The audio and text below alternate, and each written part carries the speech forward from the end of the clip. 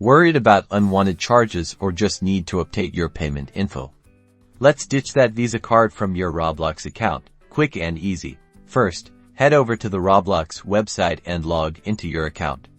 Make sure you're logged into the correct account, the one you want to remove the Visa card from. Look for the gear icon in the upper right-hand corner of the screen. This is your settings menu and where all the account magic happens. Click it. A drop-down menu will appear. Click on the settings option. This will take you to your account settings page. Now, on the left-hand side of the screen, you'll see a list of settings categories. Find and click on the billing tab.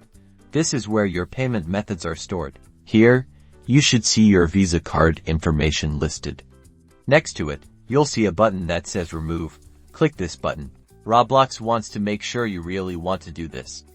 A confirmation window will pop up asking if you're sure you want to remove the payment method. Click the Remove button in the confirmation window. And that's it. Your Visa card is now removed from your Roblox account. You're all done. Peace of mind achieved. Now you can game on without payment worries.